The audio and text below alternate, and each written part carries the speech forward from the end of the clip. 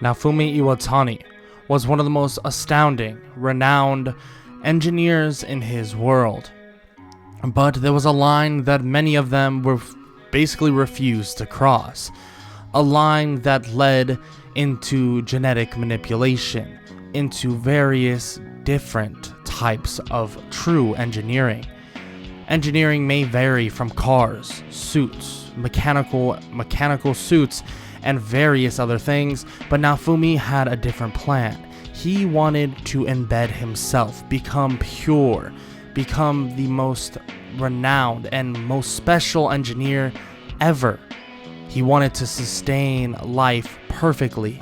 He believed that robots, you could even call them hybrid robots, androids, cyborgs, anything you would think of, he believed were better than just humans. He began to do experimentations on people, various people, even himself, creating and making something that was unholy powers that he didn't even know were possible. But everything happens at a cost, and when he was about to finish his final experiments, it seems to have exploded in his face. The area around him began to glow a yellow, and he begins to panic. And in an instant, the man that was once there is gone. But his inventions still stay and begin to awaken and run across his world. Yo, what is good, everybody? It's your boy Golden Falls Golden What If, whatever you want to call me. And I am back. I'm back with a brand new What If. What if Naofumi was the legendary engineer hero? This is a little different. This will be sort of, obviously not totally, based upon a character in Resident Evil Village. And he is, let's say, one of my top favorite characters in the Resident Evil franchise. Probably an unpopular opinion, if I'm being honest. But I really like his attitude, everything he does. I like the ideas behind it. I just don't think, well, he lived up to the potential he could have. That might sound like some very sadistic thing. So in terms of this what if, that's what we'll be delving into with Naofumi. Naofumi being this legendary engineer hero, but is he truly a hero? Well, let's find out right now, and we're not going to waste any more time, and let's get right into the what if. Let's get it. Naofumi arrives in a totally alternate world. He begins to look around, confused at where he even went. He was finally on the bridge of his greatest invention. He was finally going to do something worth meaning in this world. He was going to transcend the human race to its fullest. But it got stripped away from him? What the hell even happened? He looks around to see 3 other people, and he looks to see that himself, he has a weapon, a giant hammer that seems to be very mechanical, and he can sense that he can actually change that said weapon, as if he can morph it into various different things. He's not exactly sure how that would even work. Is he magnetic? Does he have control over robotics and different metals? He's not 100% sure. But even with that said, it doesn't really matter. He questions the other 3 about what the hell is going on, but they're clueless as well. He looks toward someone who is about to start speaking, and it's one of the knights. One of the knights begins to say that the king wants to speak with them. He remarks, or Naofumi remarks, that there should be no king. King? The hell? What are you talking about, king? But the knights say that they can't really explain now, and they bring them to the throne room. When they arrive at the throne room, the king begins to explain the waves, the series of demonic invasions, and how they are here to stop them. Naofumi finds this to be very interesting and asks what means do they have to actually stop these waves. And the king explains that they have their weapons and will be assigned actually party members as well. Naofumi is intrigued to hear this as they're all sent off for the night. They all basically chat about their other worlds, Naofumi limiting what he begins to say, saying that he was on this revolutionary path to basically change everything. He was going to help the human race entirely, change the true human form. But unfortunately, he was stripped away from that and brought here. in which the other three heroes are shocked to hear this. No way, are you that much of a scientist? They're so impressed. And he just shrugs, saying that he was pretty good for his class, a high-tier engineer that was figuring out everything. But he was far from just an engineer, and he was doing more and more every single day. They're all impressed, but with all that said, they head to bed for the next day to then come. When they arrive back at the kingdom, or the throne room, the king explains that they'll all be assigned based on the adventurer's choice. Naofumi, on the other hand, nobody goes with him, and he doesn't see this as a big deal. He works on his own anyways, and regular humans won't really, won't be very good for what he wants to do. He wants to get stronger, and he wants to get stronger fast. He learned about all this whole leveling up system. He doesn't really care about that. Once he figures out a way to unleash what he wants to unleash, everything will turn just fine. Naofumi knows that this world has infinite possibilities. He can tell. A leveling system, his own infinite potential. Now this is something entertaining. Naofumi now knows what to do. He heads off after getting some money, about 2,000 silver pieces. He heads off and begins to search for different places. Maybe he can actually find some supplies to start the beginning of his army. The beginning of transforming people into perfect products. But even that is kind of hard. He goes to a weaponsmith in which a man by the name of Earhart helps him out a bit, but not everything is technically resolved. Naofumi has a lot to figure out, so he begins to just level up on his own, using his giant hammer, manipulating it into a sharper-like object, basically making it like an axe, swinging it, slicing through various other things. He realizes that this hammer, it has the power to manipulate metal and various other things to his will, and there's really no drawback. So in all theory, he should be able to manipulate something that has metal within them. Enough metal would cause him to basically overload their brain and, well, let's just say take control completely. Naofumi keeps this in mind. He doesn't really know what to do initially in terms of trying to find something like this, but once he figures out that there is a ton of monsters and beings that are free to use, quote unquote free to use, he would definitely find his way to those beings itself. He begins walking to his motel room after a night of training, getting up to about a level of 10. He's walking away as bandits begin to approach him. He asks the bandits if they want to volunteer into his crusade, in which they say that they just want to mug him and take all his money, but Naofumi says that's unfortunate, cutting off their legs and mutilating them, cutting off their arms, their body, shredding them to pieces, and he just slightly laughs, saying that they were truly useless. But someone from behind him begins to speak, asking if he wants something that isn't going to be useless. Slaves that will abide by his every will. And, well, Naofumi says he doesn't care if they abide. Frankly, he has a plan to make them abide anyways. Naofumi walks in after the man showing him all the slaves, showing him various other monsters. And Naofumi says that, how much would it be for all of them? And obviously the slave market owner says some outlandish price, Naofumi obviously not having the money to do so. But even with that said, Naofumi says that he wants all of them. He throws him the money, and, well, the slave market owner says that he's a bit short. And Naofumi shrugs and puts the axe to his neck. Am I still a bit short? I mean, really? And the man says no, but he likes his swagger, and he'll give him half for the 2,000 silver. See, now we're talking, my man. This is more interesting. Frankly, you won't even have to sell me those slave crests or whatever, so don't worry about the price. He then responds to Naofumi saying that he sees where he's coming from.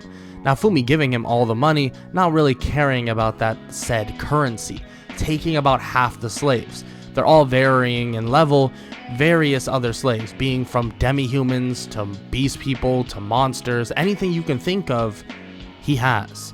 He has about half of the ones that were in that slave market, and he begins to take them all out.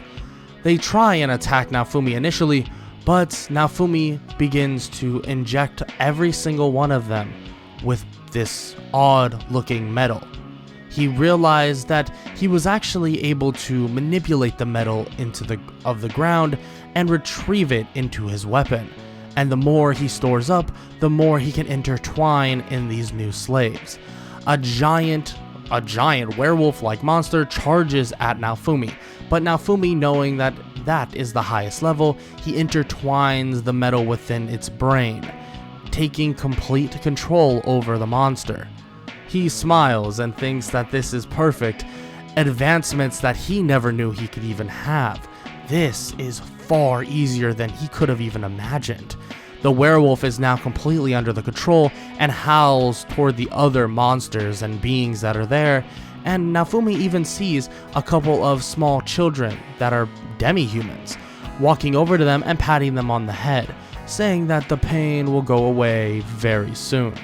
Raftalia and various other, little people or little children are terrified to hear this, and they try to run away, but the werewolf cuts them off, and Naofumi begins to basically engulf them in this metal as it sinks into their skin.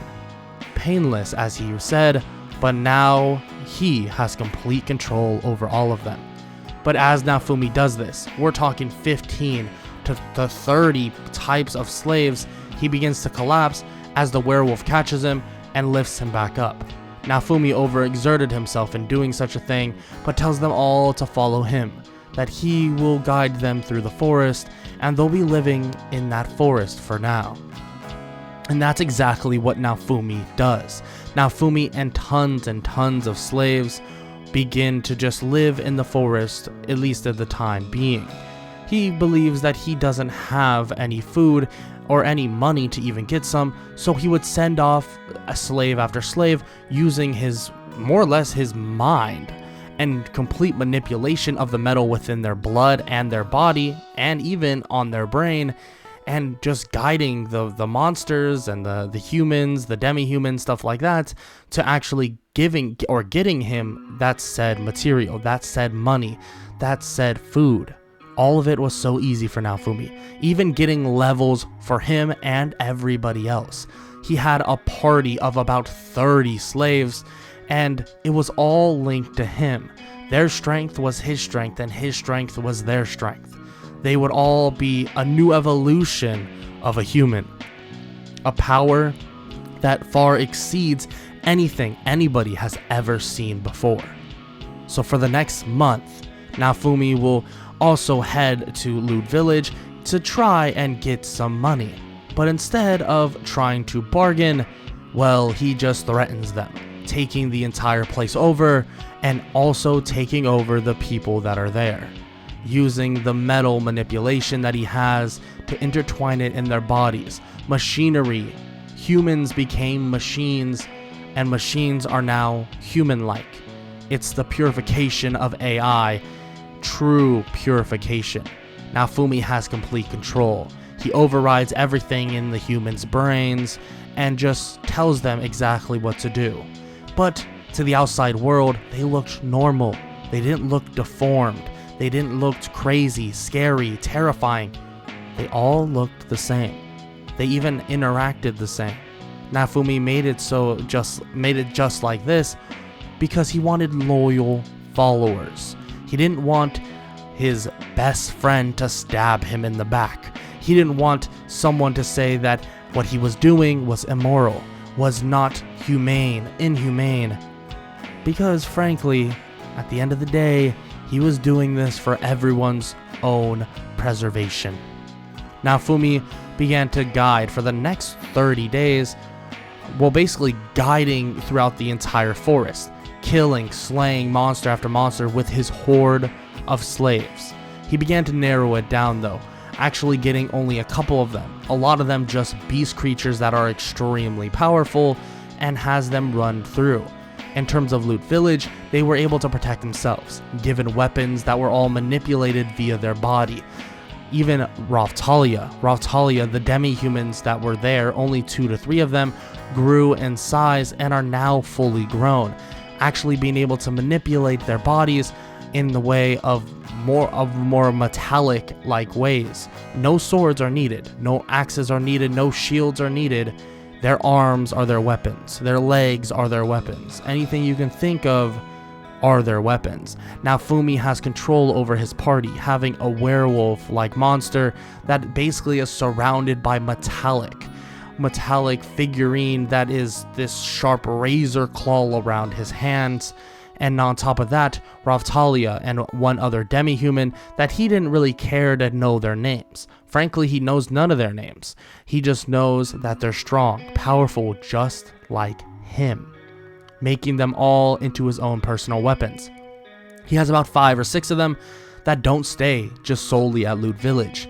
5 or 6 roam with him, gaining levels, and sometimes he switches them out depending on what he needs. If he needs more speed, then he'll find that. If he needs more strength, he'll find that. But it all depends. After a month of training, he's at a level of 45. His whole party almost at a level of 40, and we're talking 30 monsters. 30 monsters have been getting moved in and out, and they are almost at a level of 40 each. Naofumi is then told by the slave market owner that if he so chooses, he could sell them back and make tons of profit, and that he would enjoy selling these off to many others. Naofumi says why not, and sells back about 5 of them, high-level monsters quality, that would just bite to the whim, especially with the slave crest on, and they even have pure manipulation just like Naofumi does. Naofumi have made this prevalent and has gained various new skills. Even his weapon is a way of a beacon, a way to control them with such ease now. Before, it was a little bit more difficult. Now it's become a lot easier. He sells those 5 off, making a ton of money. We're talking 200 gold pieces for these 5 monsters, and that's a bargain. After Naofumi gains a substantial amount of money, he then heads off to the Dragon Hourglass to see how much time is before this next wave. When he arrives, he sees the other 3 heroes, in which they question where his party is, and he says that his party is at a nearby village, and basically for them not to worry, in which they're all kind of concerned at the way he's acting, but don't really put that much into his attitude. After the fact, Naofumi then heads off after learning that there's 24 hours before this next wave, going back to Loot Village, telling them all to basically be ready for this wave when it begins. He begins preparing, basically getting anything he possibly can think of, healing things, and also protective barriers he puts up around Loot Village, not wanting his own projects to get damaged by any means. 24 hours pass, and let's just say the wave begins. The wave begins, and every single monster that comes about is sliced, obliterated, torn to shreds by Naofumi and all of his minions. They're easily able to fend off the wave, and then after some time, the wave is completely over.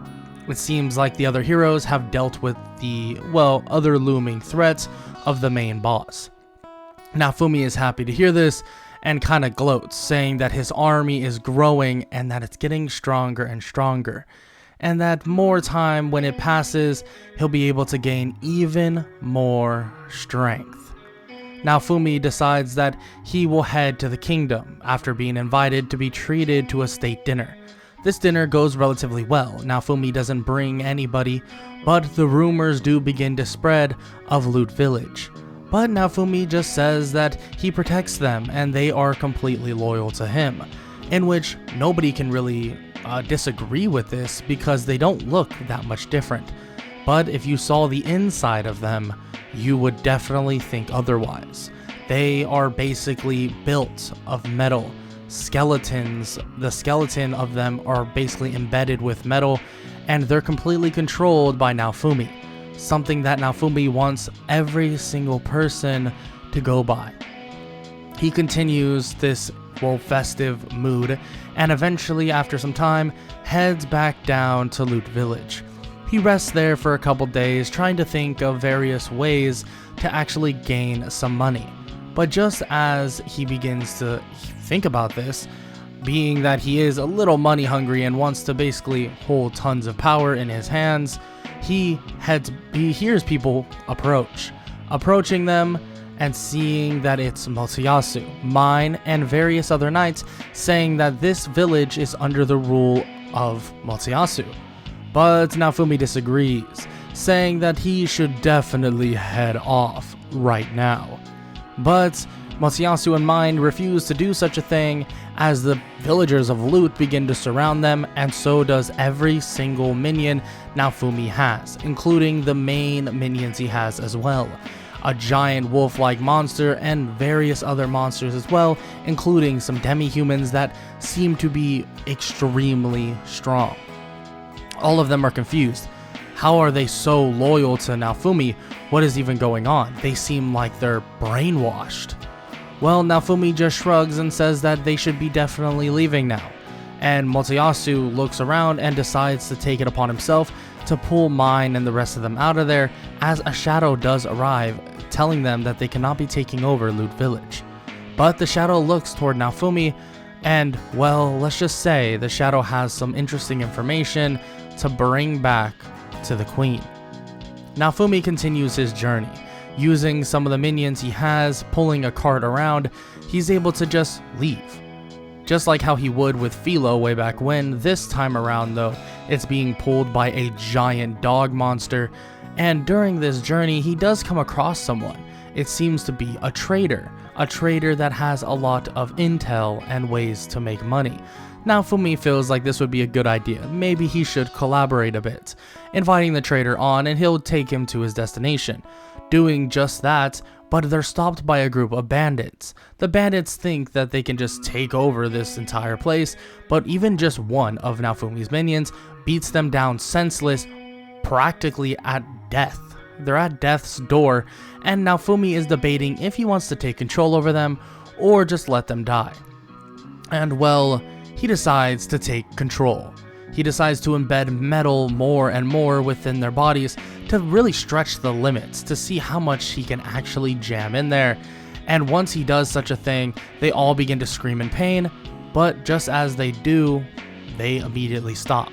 They stop screaming and they're just completely normal, plateaued, and just completely senseless. Naofumi then tells them that they will roam, steal from other people, and bring it back to Loot Village and store riches there, anything they can get. They all then say yes sir and walk away. Naofumi smiles. The fact that he has such loyal servants with just the use of this power, he never knew this would be possible. Imagine if he was able to do this sooner in his old world. It would have been perfect. Naofumi doesn't think much more of this, as the trader is pretty impressed seeing what Naofumi just did, but he tells the trader not to worry, that there's no reason for him to do such a thing to him. The trader agrees, saying that he is just going to give Naofumi new skills, new contacts and basically he'll be definitely beneficial as a coherent being. Naofumi nods and says of course. As they arrive at their destination, Naofumi begins to learn those so-called skills and other things like that, and the trader gives him some tasks to actually bring him to different places, different villages, giving him a herbicide that would help another village, and the trader says that to just bring the herbicide there, he won't be really thinking about anything else he does. Naofumi tells him that's a good man right there, and they head off to this said village. When they arrive, Naofumi sees all the plants, these monsters about, and he wants to know if maybe he can take them over, but it might be a little bit more difficult than some monsters or human beings. These plants, yeah, they came alive, but are they really under some sort of consciousness? He then heads up to the village, speaking with the people there. The people beg him for his help, and he says of course, as long as they are loyal to him, he won't even ask for payment. But what they don't know is Naofumi would force loyalty upon them no matter what. He goes, handles the plants like it's nothing, using the herbicide and obviously tons and tons of monsters to overwhelm and destroy the plants entirely. Naofumi is able to cover up these plants, basically squashing them into the ground, forcing them underneath forever, not letting him move an inch. Naofumi then heads back, saying that, well, he handled the problem, but unfortunately their food problem will still remain. And Naofumi says he has a way to actually counterbalance that. They ask him what do they have to do, that they'll do anything to end their famine? And Naofumi begins to spread metal everywhere, jamming the metal through the bodies of all of the villagers, and now they're completely under the control of Naofumi. He begins to tell them to do certain things, fix certain things around the village, and don't let anybody else in. And, well, if the other heroes come by, let's just say that you are definitely a top loyal and person for Naofumi, and that is for the legendary engineer hero. Naofumi heads off with his party, or his group of minions, and he begins to leave to another place. This hot springs, a good place for him to relax, and his minions to take a load off. Yes, they do have some fatigue at the end of the day, so he thinks it's a great idea. They relax, take some time off, and then obviously give that package to the person that's there, and heads off to another village. But as he arrives, he sees that there is this odd aroma. It's as if there's, well, you can call it a disease, a mysterious disease spreading throughout this entire village. He approaches the villagers and actually speaks with them, asking if they're okay and what's going on. They ask if there's some cure, that they need a cure, something, they need help. Naofumi says of course they can help, or he can help. He'll cure them of their disease right now. He begins to embed metal in all of them, and it seems like their disease, quote unquote, does go away. But not actually. The disease still remains, but it just doesn't seem like they have any emotions. They've lost all control, but at the same time, Naofumi gives them orders to have some self-control when he's not there. So they do act like normal people, but at the same time, they are completely and utterly emotionless and also completely loyal to Naofumi once again. Naofumi decides that as a favor to them, he'll head up and figure out whatever this thing on the mountain is going on. And he heads up there to find a dragon, this zombie-like dragon, and Naofumi begins to cover it up with metal, but as he's doing this, it breaks free. Naofumi is shocked. It's still alive, huh? Now this is definitely a test. He sends all the minions he has, about being 5 or 6 of them, to attack the dragon, and the dragon begins to get overwhelmed as Naofumi begins to circulate its body and engulf it with metal. Metal begins to just thread through the skin more and more, coming from his weapon. As it comes from his weapon, he realizes that he's slowly but surely running out of this said metal. This has never been a problem before, but now he's running out. His weapon has gotten a lot smaller, and it seems like he'll have to recoup, at least in the time being. Maybe he's been doing too much. Maybe he's been collecting too many minions, so he'll have to slow down so he can recoup some of this metal. And he's fine with that. He doesn't really mind, because right now, he just got a very special minion. Just as he says this, a dragon, the dragon he just took control over, begins to roar and bow down next to Naofumi. Naofumi takes all his minions and begins to leave, heading off back toward the capital.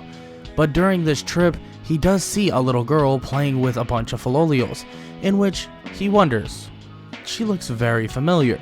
She runs over and asks if a hero, or well, him being one of the heroes, can take her back to the capital, that she actually lost her way. In which Naofumi says that that's no problem.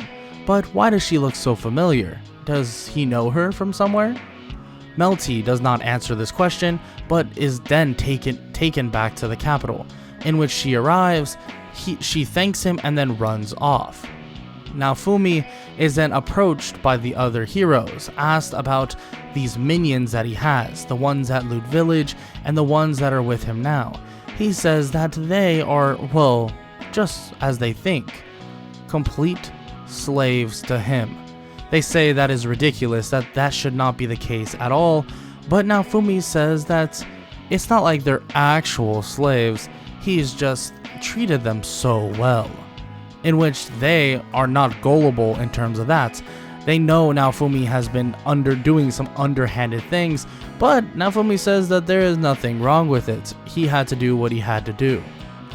The other three heroes pull out their weapons, pointing it at him, but his minions begin to surround Naofumi, telling them, and then Naofumi begins to tell them to watch what they wish for, because they might just get it. Just as they're about to fight, Melty then arrives once again, getting them to stop. Naofumi thanks her for the help and pats her on the shoulder, but without her even noticing, he puts a small piece of metal right on her shoulder. Later on, when Naofumi leaves with his party, he goes to see if he can get some class upgrades for them. Of course, he has complete control over them, so he'll pick what he wants. When he goes in though, he's rejected. They refuse to let him, and he gets mad, pointing his weapon toward them as the last bits of metal he has left over makes his weapon disappear, but it seems like it will slowly but surely regenerate in his pouch in the back of it, on his back. The metal begins to basically control the people that are working the Dragon Hourglass, giving him the means of getting class upgrades for all of his party, and all of his minions, frankly, at that. When all that is over, he begins to leave, and just as he heads to Loot Village, he's stopped by Melty. But Melty is different. She seems like she's acting strange. It seems like Naofumi has taken control. Naofumi asks her what's going on, and she just in a monotone voice explains everything that she's been hearing, blah blah blah, and about all the stuff in terms of her father and her sister. Naofumi tells her to act with some emotion and to not be so monotone. So right when he says this, the Melty that they know comes back. Well, sort of. At least her attitude, her personality is there now. Now it's practically impossible to tell that she is under the influence of this person, of Naofumi himself. But even with that said, Naofumi doesn't really have anything bad against her. He's not going to punish her or anything. He's just going to use her in certain circumstances for his own personal gain. That's all he wants. With all that said and done though, they have some things to handle. With the wave approaching in the next 24 hours, Naofumi roams other villages, collecting more and more people for this so-called army of his. More and more people are now ready to fight against this wave, making all of these ordinary people extremely strong. But during all of this traveling, he learns of something interesting. There are more countries that he can take over himself. Now this is a revelation that he wasn't even thinking about. Something like this can definitely be a beneficial aspect of his life to come. But with that said, there's not much he can do at this moment with the wave about to arrive. He stays at Loot Village as the wave begins to continue, and he kills off the monsters as if it was nothing. But he sees that the other heroes are struggling. He decides to head off with some of his monsters. By some, I mean about 10 of them, and he sees that they're actually arguing. Wow, these people are useless. I guess I'll handle my business elsewhere. Naofumi then basically charges at the boat, smashing into the boat, destroying the boat entirely, and also revealing the Soul Eater. One of his monsters, his werewolf monster, grabs the thing by the neck and tears it to shreds. And multiple other people by a nearby village begins to attack various monsters. It seems like they are coming at the whim of Naofumi. Just as he thought it was over though, another Soul Eater arrives. But this Soul Eater is killed by someone else. By a brand new person. A woman in a black kimono, wielding two twin-bladed war fans. It seems to be that she is the true enemy of this wave. Naofumi fights with her for a little bit, but he sees that he might actually have a pretty blatant advantage. getting all his animals and all his minions to attack her as she's beginning to get overwhelmed. She tries to keep up, but frankly, it's more or less impossible. Naofumi's numbers are overwhelming, and his level personally is also a lot higher than hers. Glass, the woman in a black kimono, doesn't seem to stand a chance. Naofumi basically pins her to the ground using various metals that are around him and walks up to her and slightly taps her on the face as he kneels down. It's okay. Now you can become perfect. The pure genetic perfection. Part of my army. How about it, Miss Glass? Naofumi puts his hand on her face as metal begins to stem through his hands as it begins to lodge into her neck. The once attitude Glass had now changes, and she stands up and takes a knee in front of Naofumi. Naofumi is now in control as the wave completes entirely. He now has a minion so strong that even outclassed the other heroes. A minion from another world, from the wave itself. He now has complete control over Glass. Naofumi looks toward the other heroes and says that was easy enough as he walks away and leaves with his entire minion group, and all the people that were below, killing monster after monster, begin to leave and head back into the village, or their villages. And all the other heroes are shocked to see this. How the hell did he do that? What kind of power does this guy have? How was he able to just take control so easily? Well, Naofumi won't be revealing that secret anytime soon, but they even question, can Naofumi do that to them? Would he do that to them? He's not so sure, or they're not so sure, but Naofumi has his own plans that are soon to come. Naofumi begins to slowly but surely leave metal throughout the entirety of the Melromarc Kingdom, and any metal that's already there, frankly, it's beneficial for him because he can connect with it, intertwining it with person after person, making it so that they still have humanity. Their personality still is good, the same, just like how Melty was. And he continues to do this as he begins to take over the kingdom, slowly but surely. The kingdom now becoming his, and now he sets his sights on the other three heroes. Now he wants to basically take them over as well, and then they can finally handle everything. Naofumi decides to actually call a meeting, asking them what the best course of action is for certain things, and they were reluctant to even show up, but they decided to, which was the worst mistake of their lives when they started getting attacked and basically brutalized by various monsters, and they couldn't even keep up. They couldn't even find any room to breathe.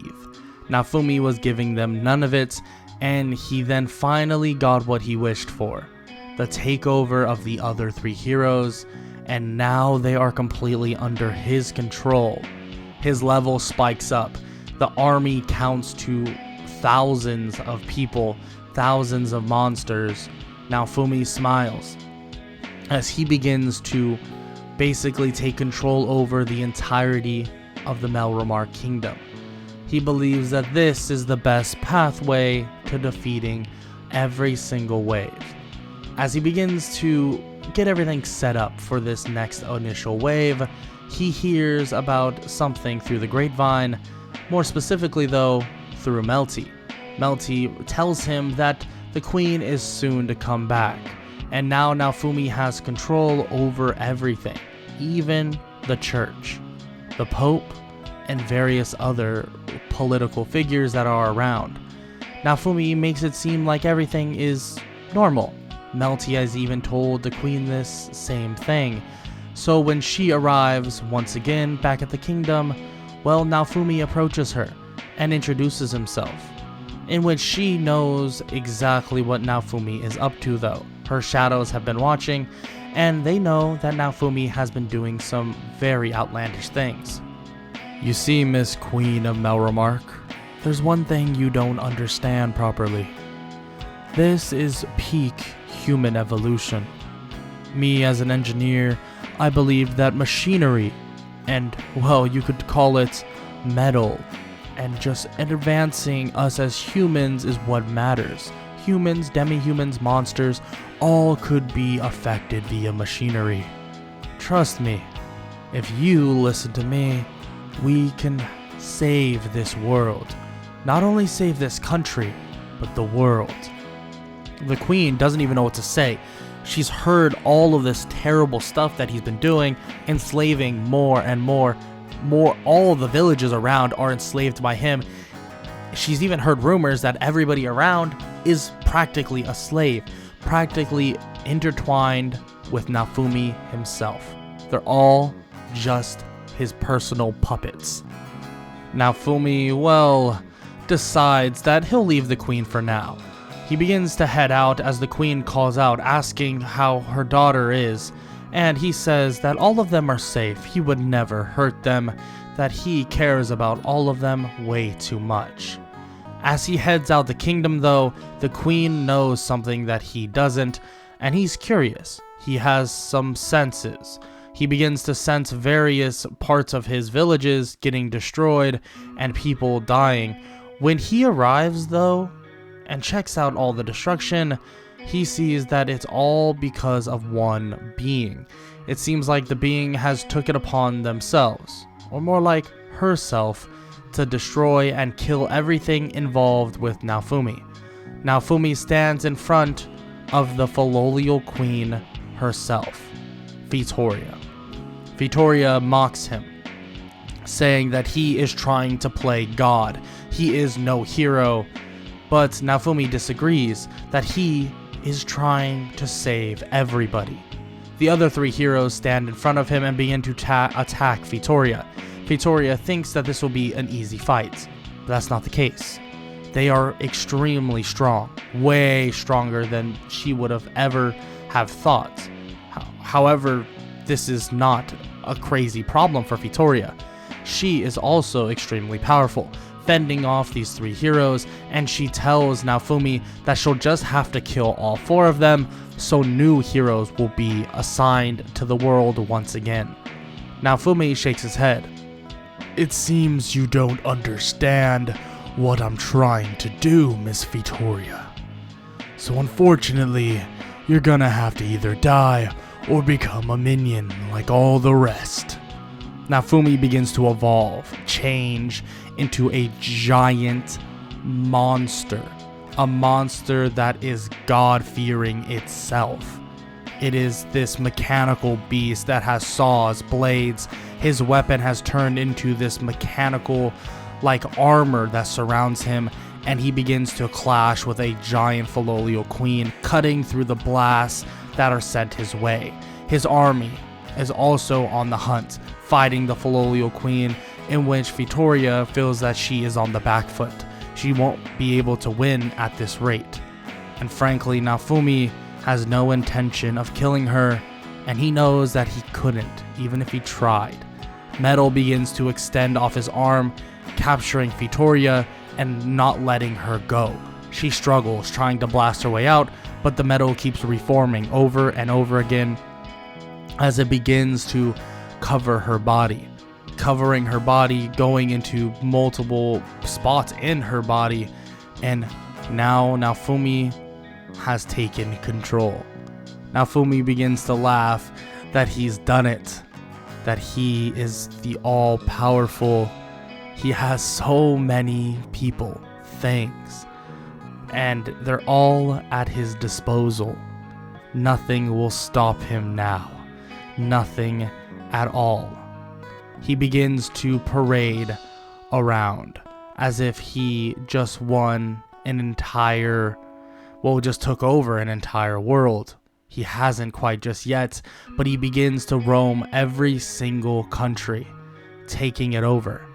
Even meeting various other people that are strong, vassal weapon users, but even those fell to his rule. Naofumi begins to take over the entirety of this place, bringing his whole world practically into what everybody else would think as ruins. But it doesn't matter what everyone else thinks when everyone else thinks like you. Naofumi has control over everyone and everything. And this is when he actually gets the news from the queen.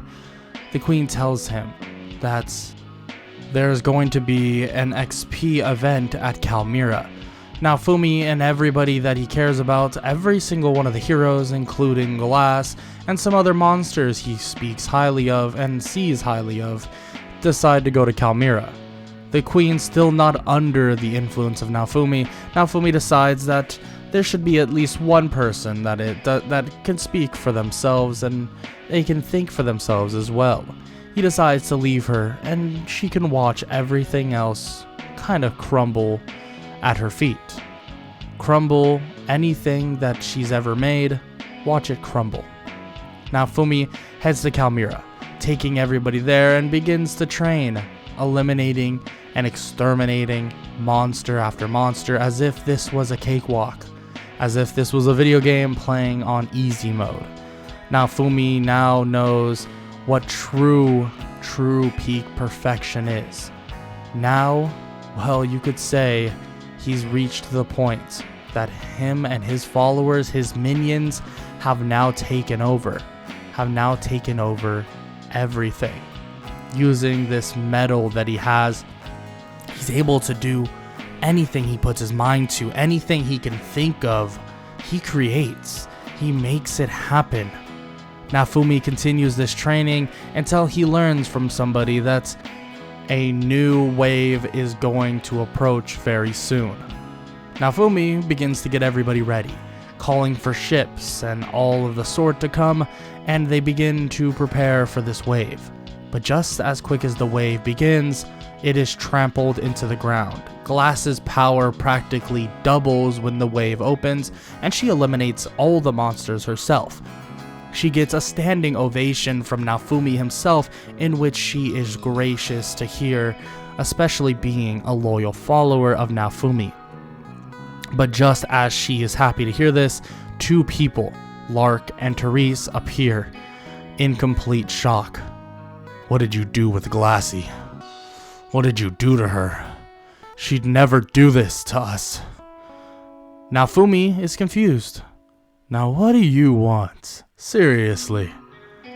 What do you need? Would you like to join me? I mean, you're free to do so. Naofumi begins to mock the man, knowing exactly who he is. Lark and Therese begin to attack him, but the other three heroes and Glass begin to protect him as if it was nothing. Naofumi shakes his head.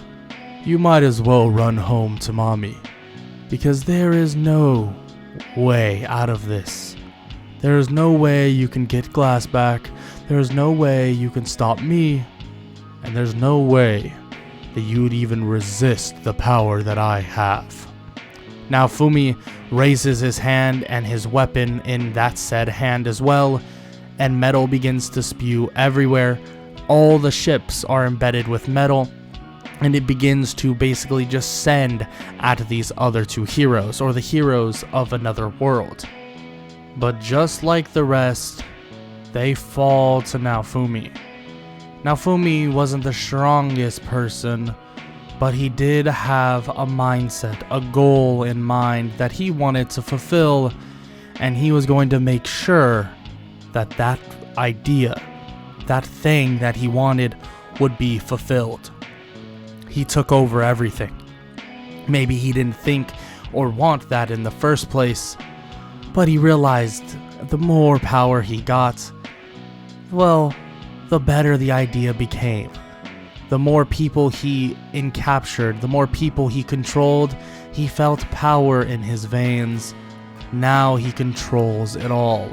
Machinery and humans, monsters and machinery, everything and machinery combined makes something perfect, makes something indestructible, makes something that Naofumi now sees is perfection. Naofumi takes this time to bask in the glory of what he's done. Bask in all of the heroes that he now possesses, the powerful minions he now possesses, the infinite potential, the infinite possibilities. Naofumi looks at this world not as the world it once was, a perfected one. And now he needs to go to every single other world and perfect those as well. And that is a wrap for What If Naofumi was the legendary engineer hero. I know this was a little bit different, a lot different, and it might seem rushed. I personally wanted this story to be like this for a reason. Very different than my normal writing style, sadistic in a way. Now that's how I wanted Naofumi to be, and frankly, there's no way around him being extremely overpowered. And I'm not gonna sugarcoat certain scenarios. There's a lot of scenarios that would go very, very different than they would in canon, and I wasn't going to just make them long for no reason. And there's no sugarcoating exactly how this Naofumi, in my opinion, would be based on what I wanted. So keep that in mind, what I wanted. I know some people are gonna be like, this isn't even engineer hero. Well, that's what I was saying. It's based off of this person from Resident Evil, and he was an engineer back in those days, and that's kind of the storyline I set up for Naofumi. I want to make this pretty apparent. I know some of you are probably going to hate on it. Some of you might love it. But that's about it. And I hope all y'all enjoyed. And I hope y'all have an amazing day. Later.